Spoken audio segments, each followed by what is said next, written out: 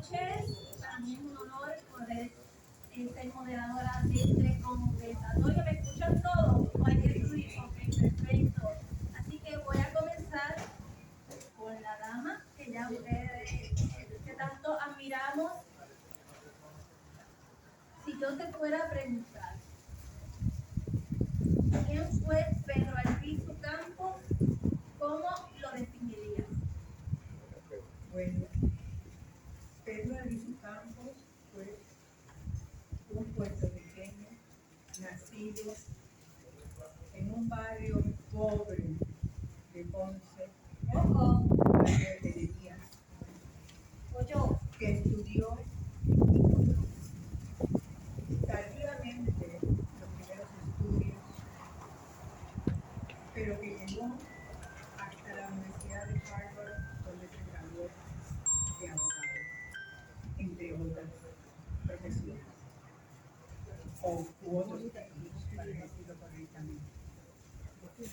Fue un hombre que pudo haberlo tenido todo, porque era un hombre de una inteligencia suprema. Pudo haber sido lo que hubiera querido ser. Quizás lo que todo ser humano piensa en la vida, ¿verdad? Se casó con una mujer nacida en el Perú, en una ciudad enclavada en los Andes peruanos, a 2.000 y pico, casi 3.000 metros sobre el nivel del mar, a las orillas del río Chili y a las riberas del río Chili y en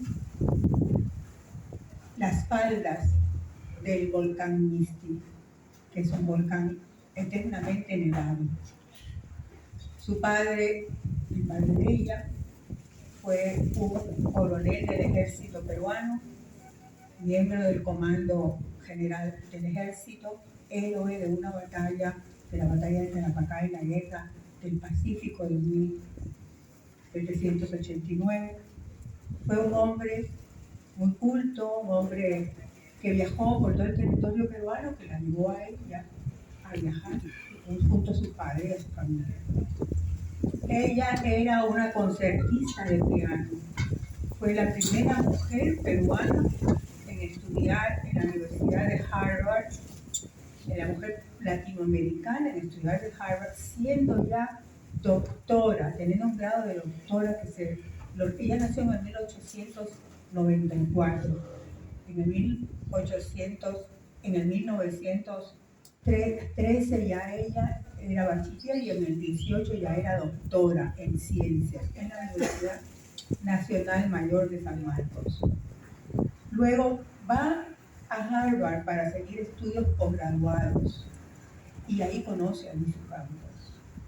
Albizu era un hombre, según me han dicho los que lo conocieron, porque nosotros no tuvimos la oportunidad, la vida no nos brindó esa oportunidad de conocerlo, porque siendo nuestro abuelo, nosotros sabíamos que existía nuestro abuelo, el papá de mi mamá, pero sabíamos que estaba en la cárcel.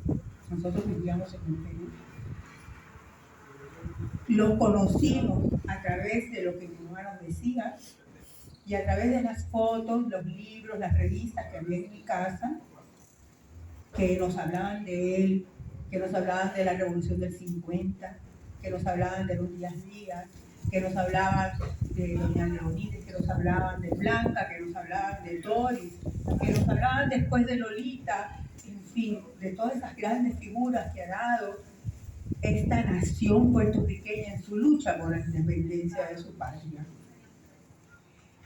Pero crecimos sabiendo que ese abuelo estaba en la cárcel. Quiero decirles que estas luchas no afectan solamente a la persona que está en la lucha, que va a ir a la cárcel, que sufre prisión, que sufre torturas.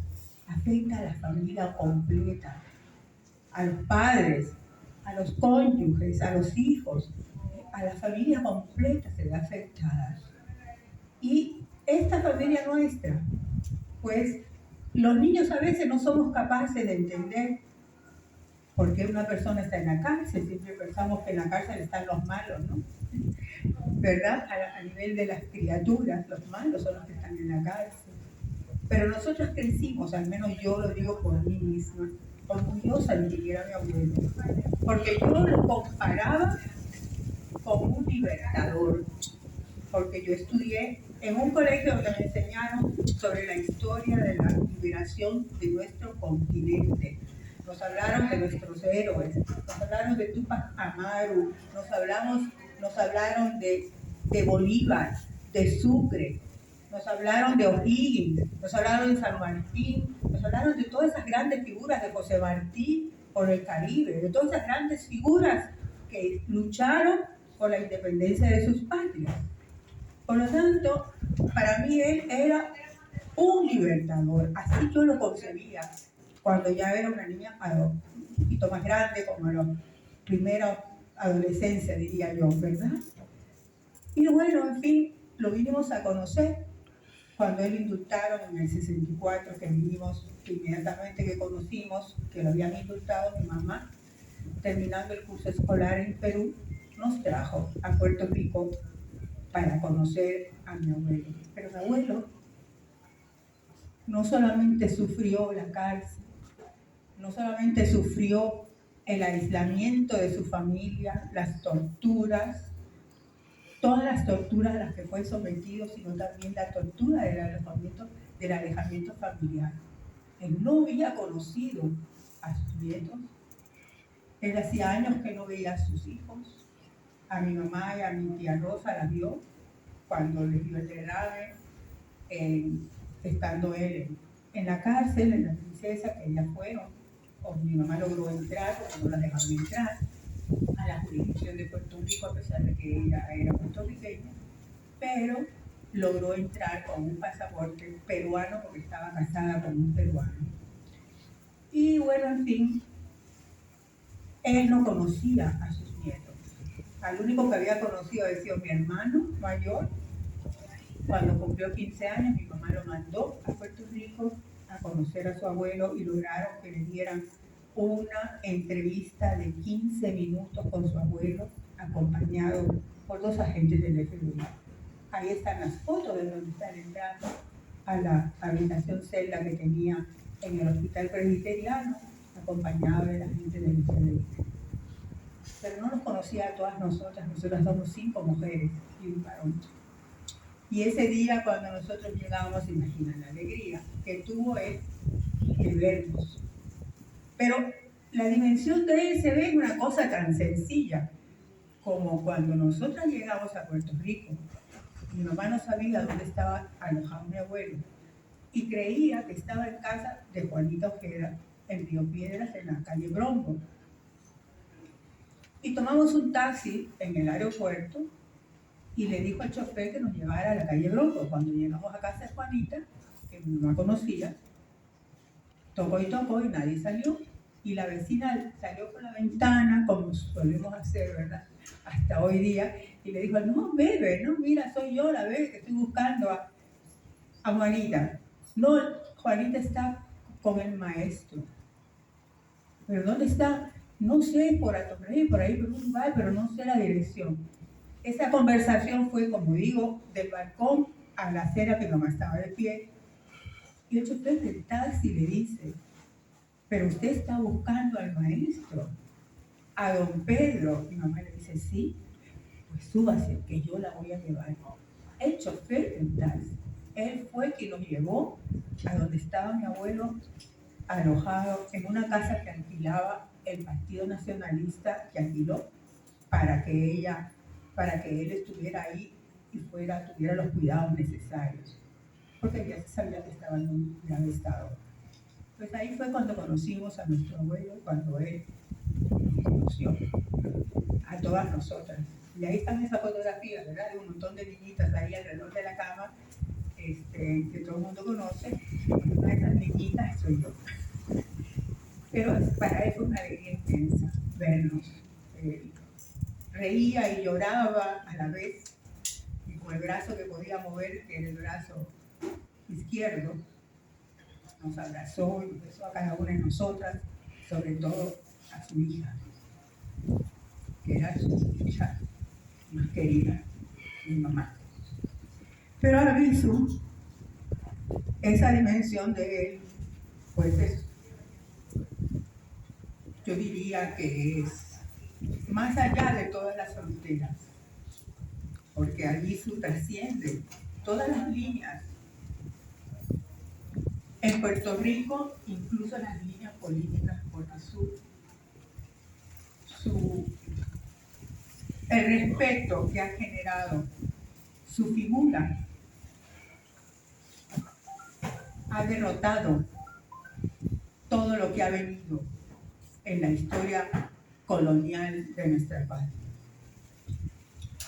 Él tuvo dos grandes amores, su patria y su esposa, su familia.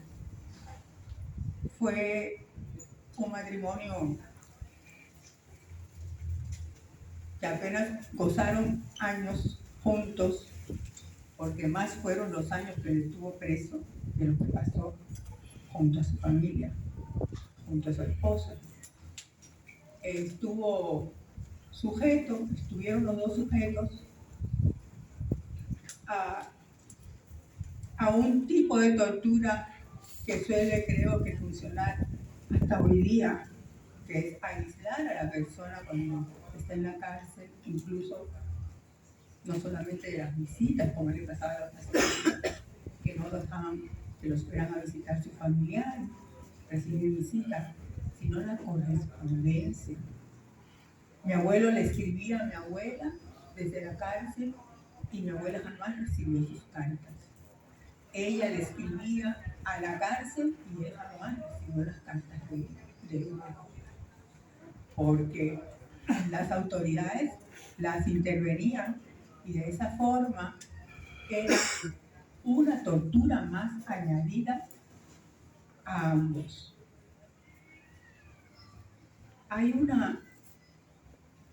Quisiera leer algo que mi abuela dijo sobre mi abuelo, que yo creo que tengo que tener una lucha porque no veo nada.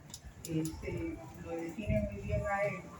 O sea, cómo lo ve él, cómo sería, como nosotros lo concebimos.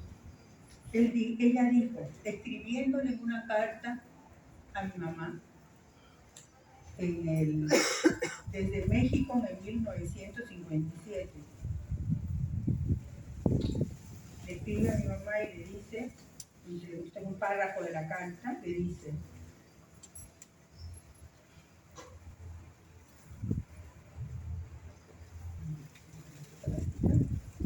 el caso de tu padre es un caso extraordinario.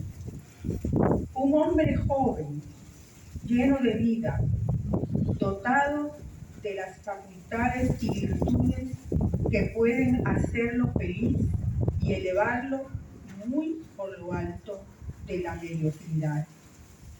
Y que al ver la explotación y el sufrimiento que es víctima su pueblo, se rebela contra la injusticia, sacrifica su bienestar, su genio, frustra sus perspectivas que no sean el bien de los suyos, sacrifica su libertad y, por último, permite que lo asesinen para dejarle a su pueblo un arma para que se defienda.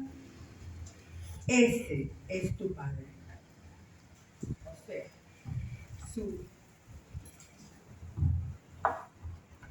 su sacrificio fue dejar que lo asesinen para que ese pueblo, este pueblo nuestro, tenga un arma con que defenderse.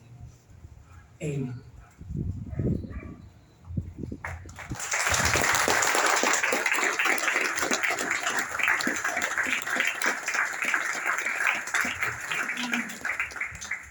Don Ernesto, si usted nos pudiera describir cómo fue ese primer encuentro tema con Pedro Albizu Canto. ¿Qué nos puede decir? Me permite primero agradecerle a ustedes esta invitación, especialmente para conocer la figura Martín de don Pedro Albizu Canto. Muchas gracias y agradecemos al alcalde lo que organizaron esta actividad. Pues yo conocí a don Pedro personalmente en el 1948, en el verano del 48. Don Pedro regresó de la prisión, que había cumplido parte en Atlanta y luego en Nueva York. A fines del 1947, ya en casi Navidad, y fue a vivir al Hotel Normandie en el tercer piso, donde don Félix Benítez Research le tiró una bandera de Puerto Rico desde el tercer piso, cuando la bandera de Puerto Rico estaba prohibida. Y una noche, yo soy de Coabey, vecino de Blanca Canales. Una noche llegó a mi casa Griselio Torresola, de la familia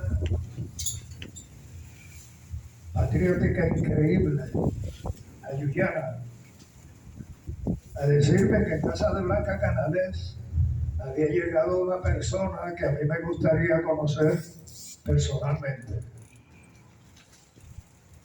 Cuando llegué a casa de Blanca, que era cuestión de 2 minutos o 3 a pie, quien estaba en medio de la sala era don Pedro. Y para mí aquella sorpresa fue increíble. Le fui a dar la mano y no me la dio. Me dio un abrazo y me preguntó: hijo, ¿cómo está ese corazón? Y desde entonces el corazón está nuevo, todavía estos años. Bueno, pero don Pedro era un ser increíblemente noble, sencillo, le gustaba hacer chistes, le gustaba caminar con nosotros por el barrio de Coabey, hablar con los agricultores, hablar con don Francisco Irizarry, el papá de los Irizarry, uno de los mártires nuestros, que era espiritista, y don Pedro era un hombre muy espiritual. Y lo mismo hablaba con el espiritista que con el católico, que con el pobre, que con el hacendado. Hizo de nosotros, de los jóvenes del barrio Coabey, una hermandad más grande de la que teníamos en la pobreza. Y don Pedro fue a vivir con doña Laura y con que le decía la Yoya, a la esposa, y así con su hija mayor, Rosita, que le decía la nena.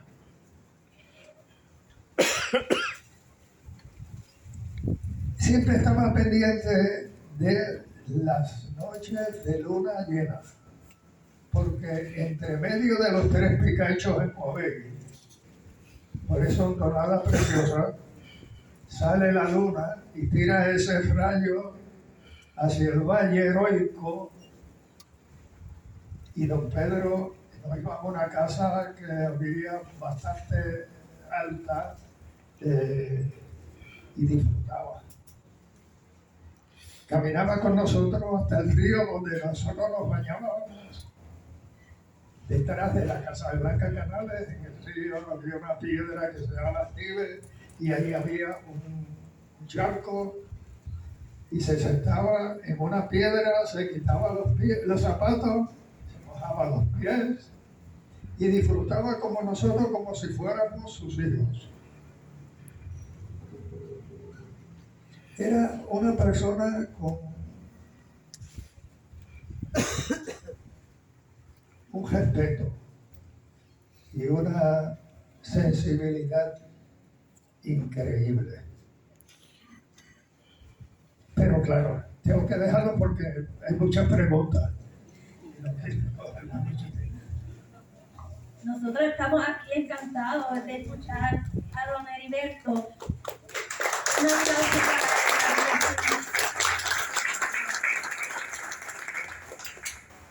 él. 1950 fue un año muy significativo en su vida. Todos conocemos. ¿Qué esa experiencia, si nos pudiera decir qué fue lo que más le marcó hasta el día de hoy? Y cómo don Pedro Albizu Campos lo inspiró y lo sigue inspirando, me imagino. Bueno, hay algo bien importante. A casa de don Pedro iban de distintos puntos de la isla representantes de las juntas nacionalistas. Don Pedro no tenía con qué vivir, porque le habían despojado de su título de abogado. El colegio de abogados, por más que luego ha tratado, todavía don Pedro está desbarrado.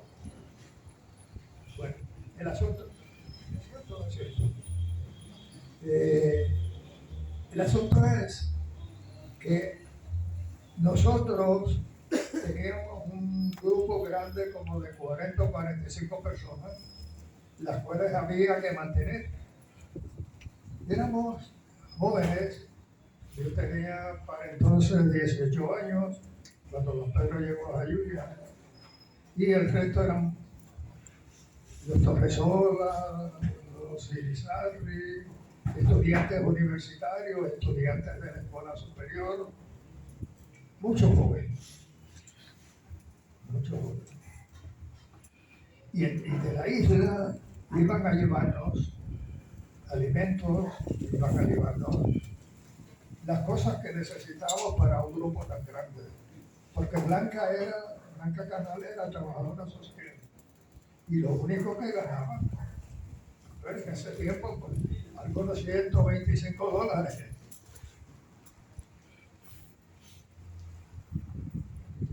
Y de esa gente que iba de la isla, contestando tu pregunta, había muchos que le decían, don Pedro, ¿y cuándo es la revolución? Y don Pedro, que no era ningún tonto, había sido militar, conocía, sabía que todos los grupos que luchan en alguna forma, en aquel tiempo y en el actual, están bien filtrados. Iban y le preguntaban, al preguntarle el asunto de la revolución, le decía, oiga, yo no tengo, aquí no hay nada preparado. Eso va a venir. Pero te voy a decir algo. El día que eso suceda, yo quiero verte allí. Y eso fue que nunca apareció. Nunca apareció ninguno de esos. Y es que gritan mucho, pero sí, bueno. Hay algo que a mí me interesa muchísimo. Dar a conocer de don Pedro. Era ese don caritativo que tenía. Un día llegó un grupo de una de las juntas, no puedo dejarlo para llegar a Jayuya en ese tiempo. De Arecibo a Jayuya eran más de 2 o 3 horas. Imagínense, pues, yo no sé si era de Ceiba o de Moca.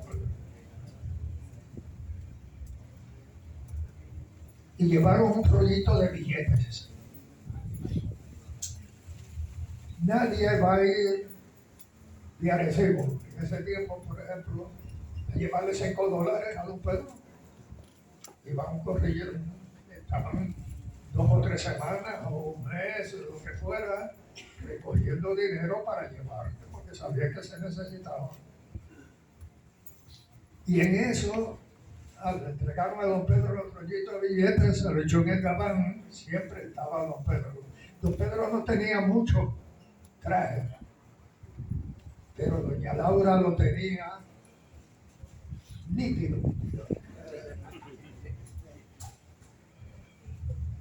Don Pedro se echó su rollito de billetes en el gabán y al momento llegó una señora.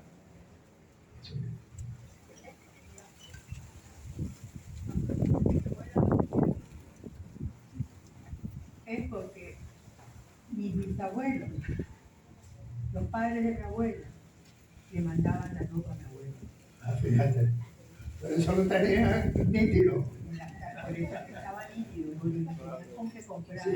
como le mandaba un dinerito a las niñas. ¿Ves? Pues llegó una señora del barrio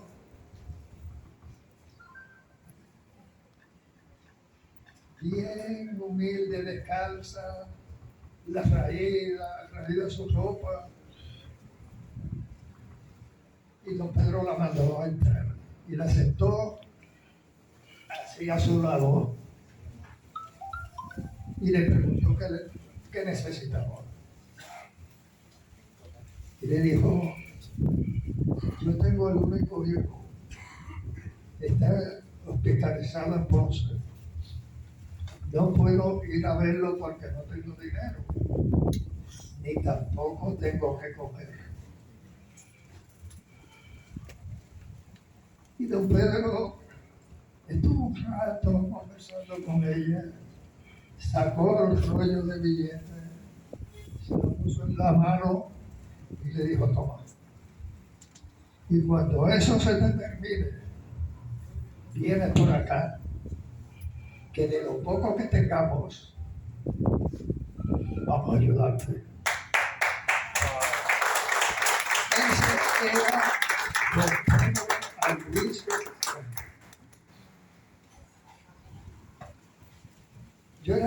Para mí don Pedro significó mi segundo padre.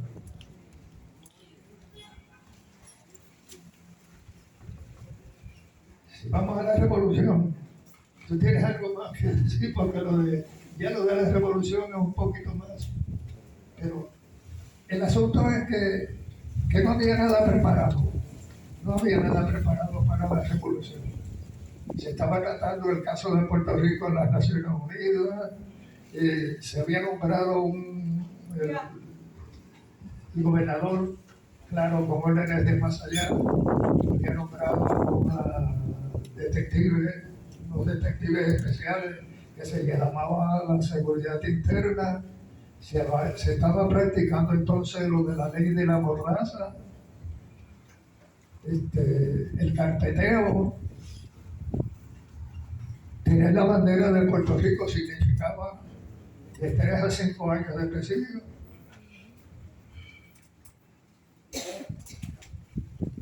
Ayer estamos, era el día de la bandera.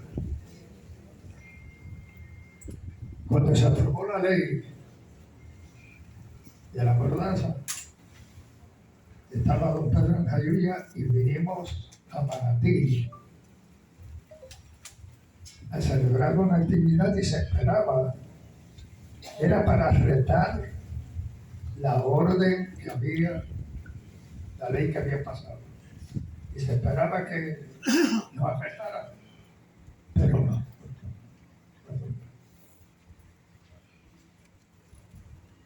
Recuerdo muy bien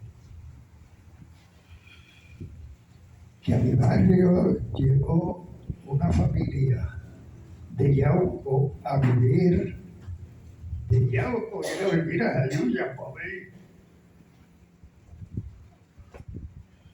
Bien raro. Y se habló con don Pedro y dijo: yo quiero conocerlos. Salimos una tarde y fuimos a la casa. Y don Pedro, con esa amabilidad, ese cariño, empezó a hablar con ellos, cómo le iba y cómo. Y ella le dijo, la esposa o sea, la señora de la casa le dijo, don Pedro, yo tuve un primo que se llamaba Esteban Antonioli. Esteban Antonioli fue aquel nacionalista que cuando hubo la masacre de Ponce, al otro año o ese mismo año, el general Winship, que era el gobernador de Puerto Rico, celebró en Ponce la entrada de los norteamericanos. Y del grupo de personas que había allí salió aquel joven y le disparó a Winship y cogió al coronel Luis Irizarry en vez de Winship. Y Antonioli lo desaparecieron, lo mataron y lo desaparecieron. Nunca se sabe qué se hicieron con él. ¿Qué hicieron con él? Y don Pedro se quedó bien. Y ella le dijo, le voy a buscar un retrato que tengo de él. Fue y de un baúl sacó un retratito de aquellos que se sacaban en las fiestas patronales, en los pueblos que decían, uno se arrinconaba así, en un murito, así que había, que decía te amo, yo no sé qué. Y ahí le tomaron una foto a Esteban Antonioli. Y cuando don Pedro lo cogió en sus manos, se le saltaron las lágrimas. Don Pedro tenía una sensibilidad como pocos políticos y seres humanos.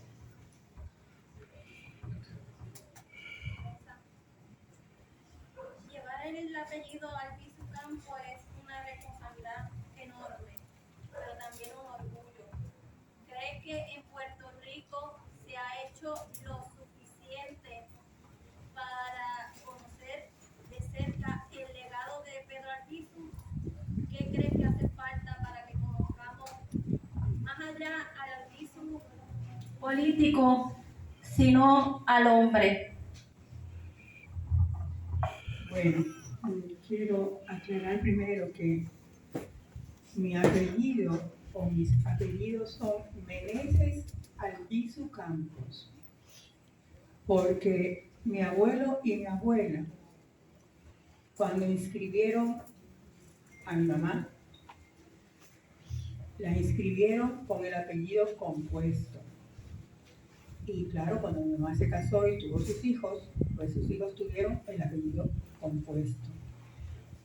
Lo que pasa también con los hijos de mi tío Pedro, que también llevan el apellido compuesto. O sea, ellos son Albizu Campos y segundo apellido es Piñeiro.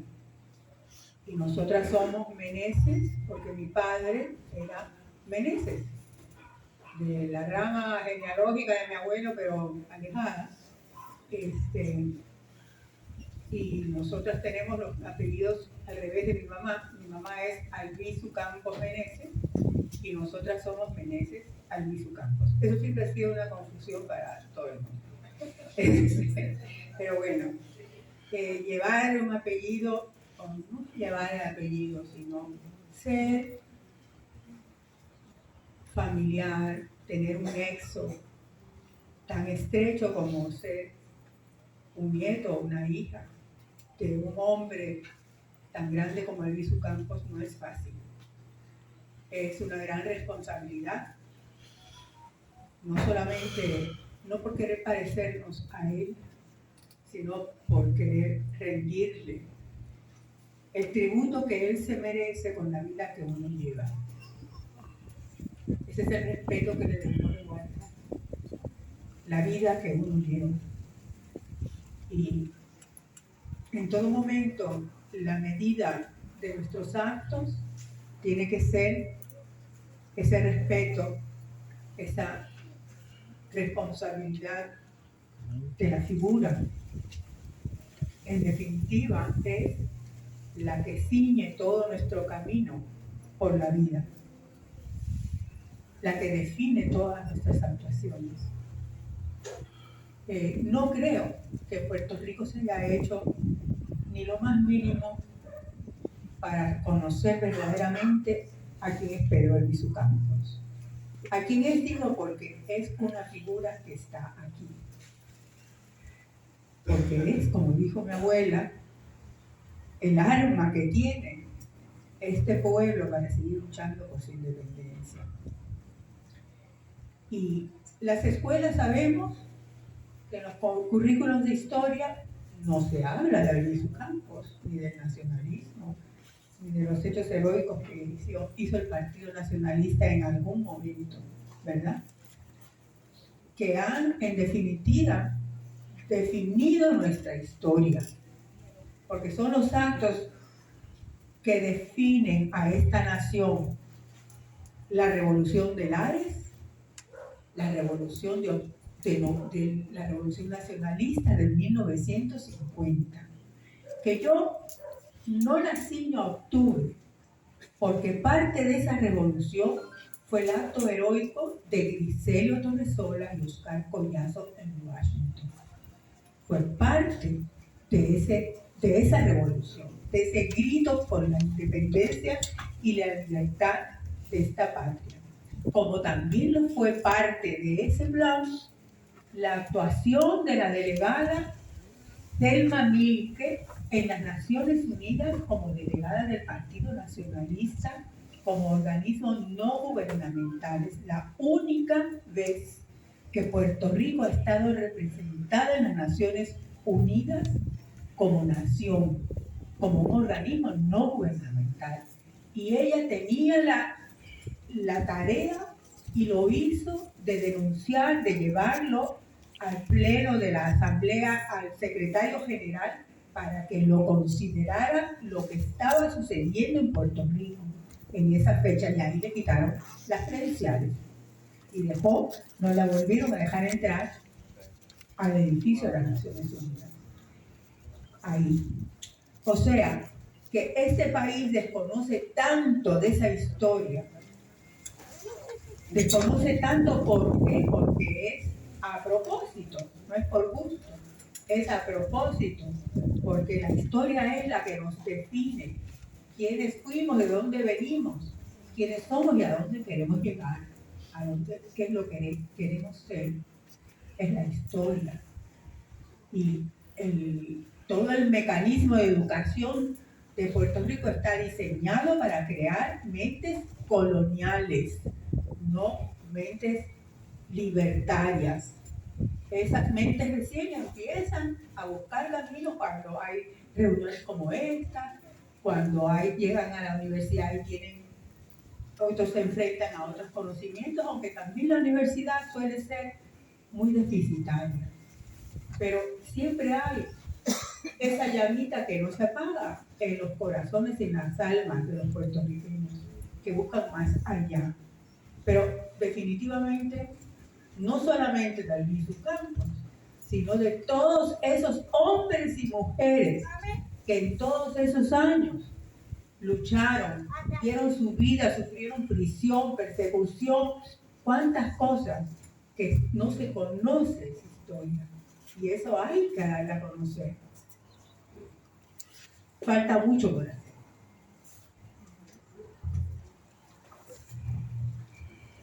Es que no le contesté a ella la pregunta de la revolución. No había nada preparado. Y pasó algo de que iban a matar a don Pedro supuestamente y logró que no se siguiera enfadando. Y se ordenó que el gobierno de los Estados Unidos ordenó que arrestaran a todos los nacionalistas que estaban en las listas. Y de ahí es que en 2 días se da la orden para la revolución. Y en 2 días vendieron la revolución, alguien la vendió. Porque el asunto era reunirse en Utuado, donde todos los nacionalistas que pudieran asistir concurrieran en Utuado y allí hacer un frente común para dar a conocer al mundo el problema colonial de Puerto Rico. A Jayuya, que llevó la orden, fue Juan Jaca Hernández, sábado. Y la revolución era para eso, sábado 28 y era para 2 días después. El 30 de octubre, a las 12 del mediodía, se iba a dar el golpe y se salía para Utuado. El grupo de nosotros se organizó 2 grupos. Uno que lo comandaba Carlos Irizarry y el otro Elio Torresola. Y rodeamos el cuartel y se les pidió que se rindieran la policía y abrieron fuego, y ahí es que hay el problema de que se le pega fuego al cuartel. Y Jayuya era un pueblo todo en casas de madera y se extendió el fuego por distintos sitios. Mientras tanto eso pasaba en el cuartel de la policía. Blanca Canales estaba en el teléfono y en el telégrafo tratando de que no se viera, obstruir la comunicación. Y en eso hieren a Carlos Irizarry, que iba subiendo las escaleras del cuartel donde estaba incendiado y había un guardia herido, y Carlos iba a tratar de ocupar las armas y salvar al guardia Camacho, que lo abandonaron herido los demás policías. Y me dijo a mí, en eso Elio fue y me dijo: búscate a Blanca donde esté y dile que Carlos Irizarry está herido y que hay que llevarlo tumbado.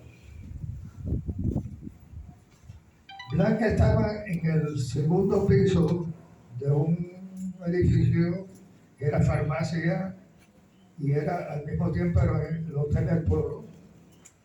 Y estaba desplegando la bandera de Puerto Rico en el balcón cuando yo llegué. Ella había puesto su arma sobre el balcón, y ahí es que se da un grito: la República iba a Puerto Rico libre. Abajo había gente esperando. Esa bandera hubo un héroe anónimo que nunca se ha sabido, y como tal ha quedado en el anonimato, que del balcón en que se dejó, la subió al techo del edificio y allí la levantó y la hizo ahí, amarró. Esa bandera, la Guardia Nacional, que es el ejército de Estados Unidos en Puerto Rico, cuando entró a Jayuya, la bajaron, y la bajaron a tiro. Todos los años, el 30 de octubre, se celebra en Jayuya una actividad, y se va a ese sitio a desplegar la bandera de Puerto Rico, a izarla, la bandera de Puerto Rico y la de Jayuya. Este año se cumplen 75 años de la revolución. A nosotros nos arrestaron, nos llevaron aquí a la cárcel de Arecibo. La cárcel de Arecibo era lo más horrible que ustedes puedan imaginarse. Ahí trajeron a los compañeros de Utuado, que hirieron y los masacraron a un grupo, y los que salieron heridos los trajeron a la cárcel de acá, trajeron a los de Mayagüez, a los de Arecibo, a los de Jayuya, claro, y a los de Utuado. Dormíamos en el piso, la mayor parte, las comidas eran con gusano.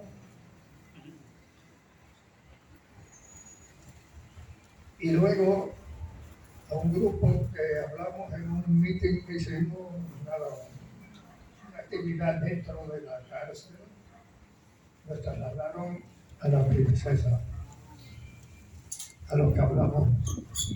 Me tocó hablar por el grupo de Ayuya, porque líderes de Ayuya estaban en la princesa.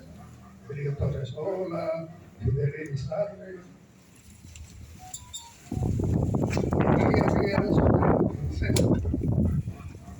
Había dos construcciones en madera que le llamaban de escuelita.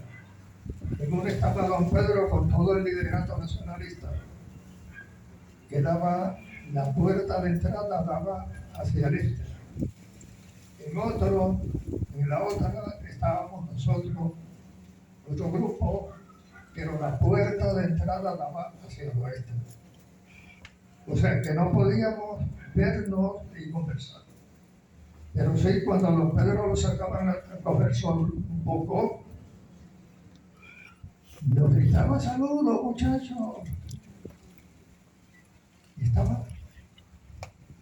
Don Pedro entró bien a la casa. Y al poco tiempo ya estaba haciendo jornalía. Se le estaban poniendo las piernas hinchadas, quemado el tipo. Lo indultaron en el 1953 y cuando vino el ataque al Congreso de Estados Unidos,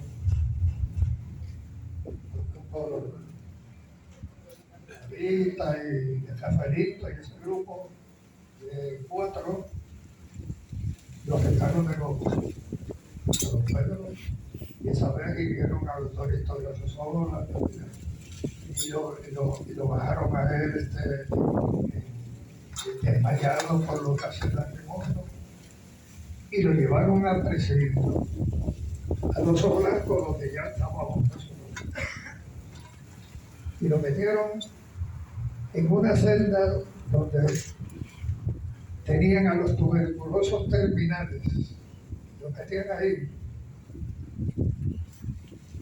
y pusieron un preso común a cuidarlo. Cuando acá estaba un grupo de mujeres increíbles que la tenían. Nosotros pedimos que dos personas, que pusieran dos nacionalistas y no quisieron. Cuando a nosotros nos dan trabajo, a mí me tocó trabajar con el doctor Rafael Troyano de los Ríos, que era un luchador. Estaba en Puerto Rico por la Guerra Civil Española y era cuñado de García Lorca y estaba a cargo del hospital del presidio. Y luego un día fue el preso que estaba cuidando a Don Pedro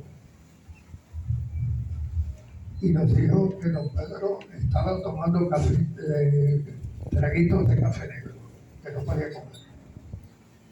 Y podía comer. Nosotros estamos encerrados otra vez. Y yo me hice el enfermo y me llevaron a la oficina del doctor Troyano de los Ríos. Troyano me dijo, ya sé a qué vienes. Don Pedro le dio un derrame cerebral y está completamente su lado derecho, está paralizado. No puede hablar, no puede comer. Yo le he pedido, me dijo, yo le he pedido al gobernador, al secretario de Justicia, al secretario de Corrección, a todas las personas que tienen que ver con esto, que saquen a Don Pedro de aquí y lo lleven a un hospital. Pero no. Y claro, era que el gobernador recibía órdenes de arriba. Y lo que querían era que estuviera allí. Y yo digo, entonces yo preparo una notita, una cartita, y se le envió una prima que vive en Santa Rita, que estudia en la universidad. Digna Marín, hermana del otro nacionalista que queda vivo, Emilio Marín, que participó con 15 años y medio en la revolución y se mantiene en la lucha. Y me dijo, se la llevo. Yo sabía la dirección, la preparé. Y ahí es que se sabe llamar al WKBM en ese tiempo. Tenía un noticiero a las 8 o a las 9 de la noche. Y tiraron la noticia que don Pedro estaba acá.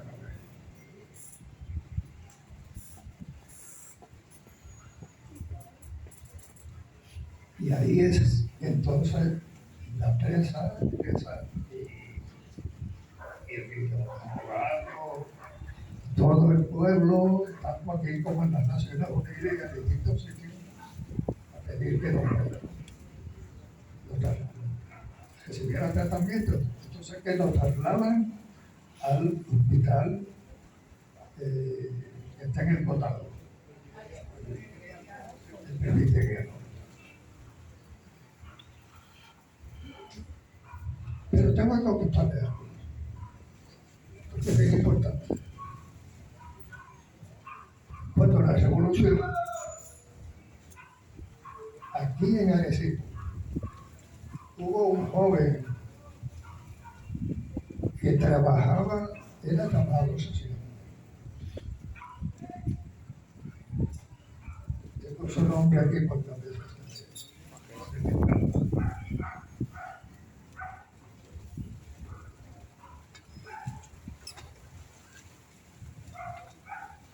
Eugenio Marrero.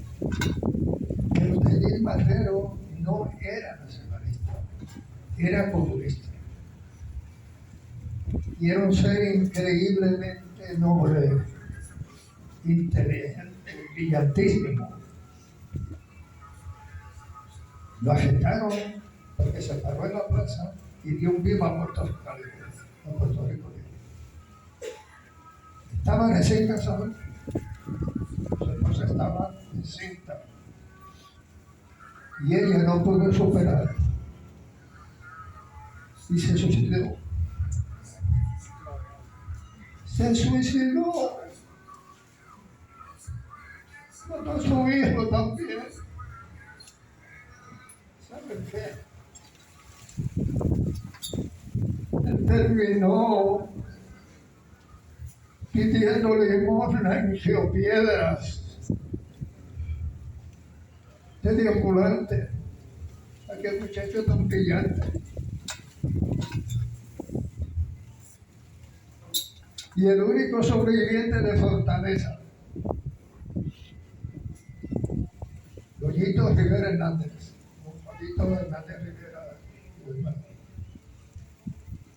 Tenía una nena de 6 meses cuando cayó preso. Fue el único sobreviviente. Y siempre se pasaba hablando de la nena.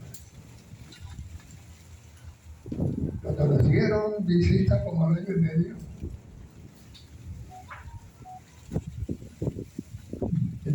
uno de los primeros que recibió visita fue Goyito. Y cuando llegó al salón de visita, vio a la esposa sola.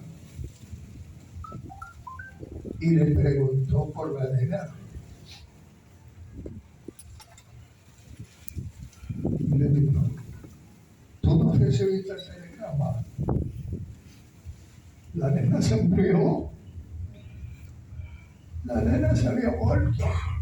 Y no había tenido ni siquiera la conciencia de informarse. Y ya Goyito no fue el mismo. Y don Pedro estuvo en aquella celda, cuidado por aquel preso que no podía hacer más, pero estuvo días, como estaba quemado su cuerpo, en su propio excremento y su propia orina. O sea, eso es imperdonable. Hay cosas que no tienen perdón en la vida. Y como decía la reverenda ahorita, cuando a Jesús lo entregaron, Jesús le dijo a Pilato: tú no eres tan culpable como el que me entregó, que no debe haber nacido.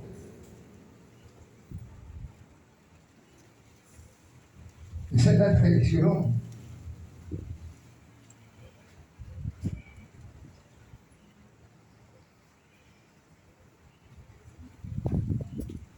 Unas hermanitas de la Caridad, de la iglesia de la Milagrosa en Piedra, visitaban los sábados la casa de los Polanco. Este sábado venían donde nosotros y después pasaban a ver a don Pedro. Otras veces, el otro sábado, iban donde don Pedro primero y después venían donde nosotros y nos explicaban. Y don Pedro, a través de ella,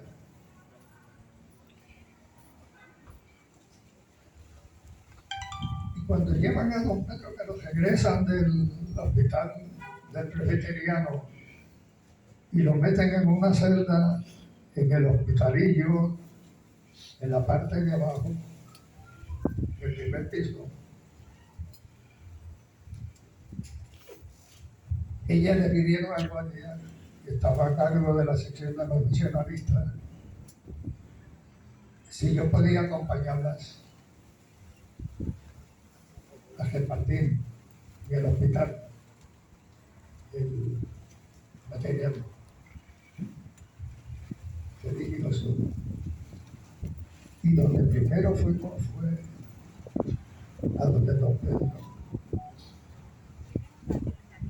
Cuando llegamos, don Pedro tenía la mano izquierda, que era sobre el corazón, y estaba meditando.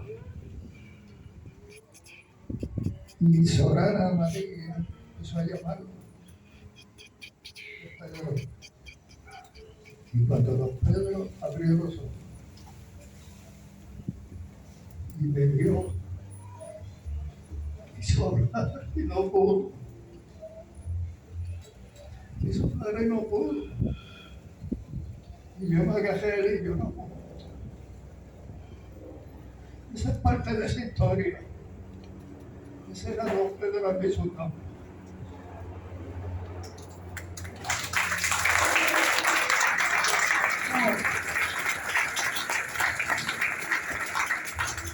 Finalmente quiero hacer una pregunta a ambos. Todos anhelamos un mejor país. Tenemos el deseo de que Puerto Rico, las futuras generaciones tengan un mejor hogar, porque Puerto Rico es nuestro hogar. Así que si yo les preguntara a ambos del pensamiento que nos dejó Pedro Albizu Campos, ¿qué le dirían a estas nuevas generaciones para que luchen como él hizo por lograr el Puerto Rico que él quiso y que todavía deseamos que sea? Comenzamos con Rosa. Yo diría que se prepare, como dijo mi abuelo. Los jóvenes tienen el deber de luchar por su patria con las armas del conocimiento.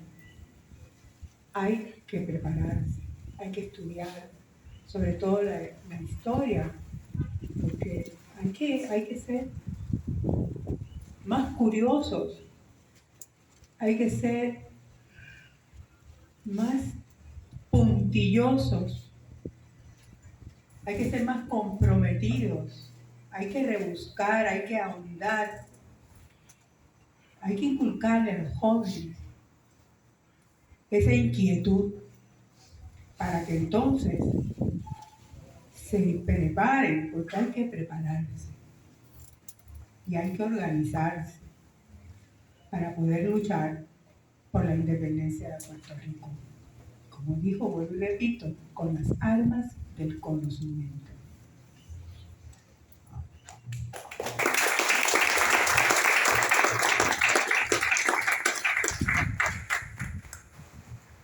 Yo creo que hemos adelantado bastante.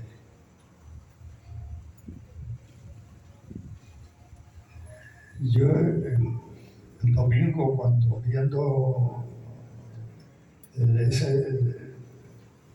eso que se hizo en Nueva York, esas miles y cientos de miles de banderas puertorriqueñas, y cómo lo enviaban. Yo estaba solo en mi casa, en mi apartamentito, mirándolo.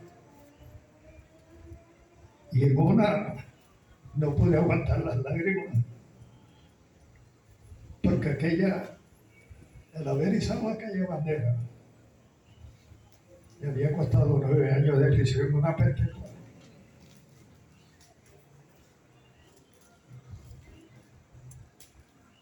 Y los jóvenes, nosotros, yo no tanto, pero para aquellos que han dado la vida,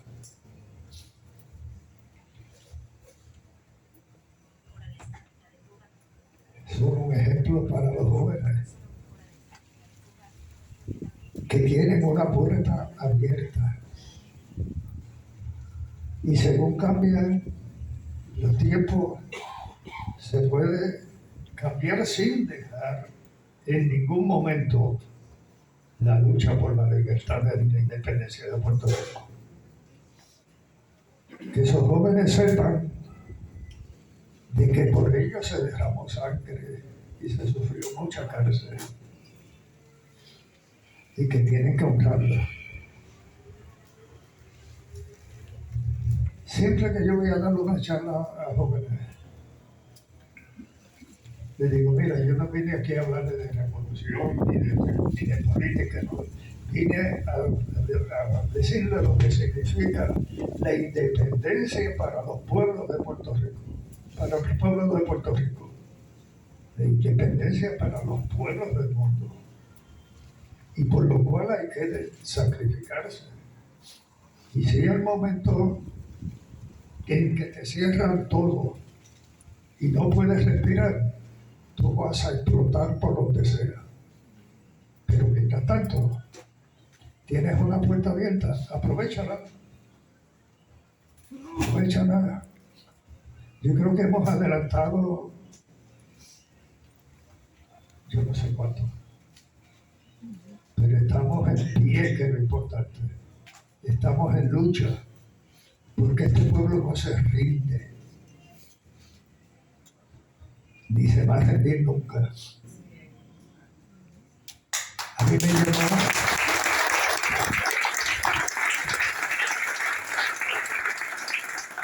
el que fue presidente de Roberto Alejandro, que estuvo en la huelga de la universidad en el 81.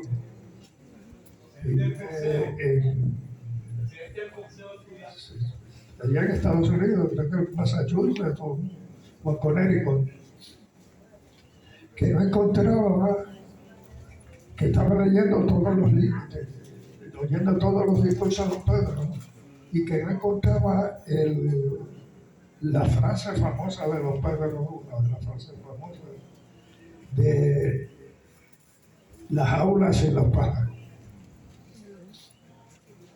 Que lo que le interesa a los gringos es las aulas, no los pájaros. Un Puerto Rico sin puertorriqueños. Y digo, yo no he encontrado eso. Le digo, es que no todos los discursos de los Pedro se grabaron. El que dio una lluvia, ellos no se grabó. Y don Pedro personalmente, don Pedro era un hombre bien capaz de trabajo para... Sabía lo que venía, y eso va a ser casi 100 años que lo dijo. y lo estamos mirando, lo estamos viendo. Pero mientras haya un huequito por donde respirar, por ahí tenemos que aprovecharlo. Y esa es la lucha. Porque vamos a tener un Puerto Rico libre, sea ahora o sea un poco más tarde. Lo vamos a disfrutar. Yo no lo disfrutaré pero desde donde esté, indudablemente, que me tiraré un baile reggaetón. Un fuerte aplauso a nuestros invitados y queremos agradecer.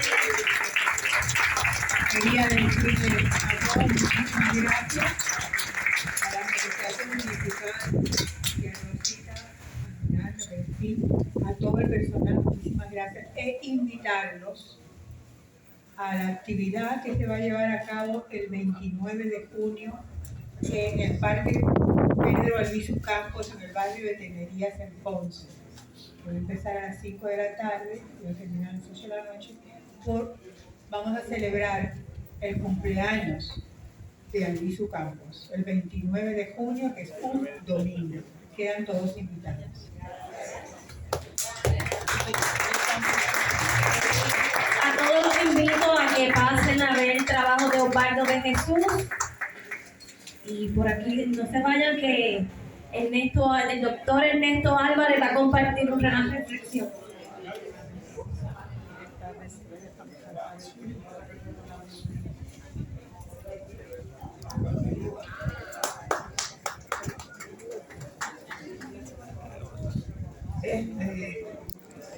Bueno, vamos a continuar nuestra primera parte con el cierre, donde nos va a hablar ahora el doctor en filosofía Ernesto Álvarez, unas cortas palabras, para luego pasar a la inauguración de la galería por el artista de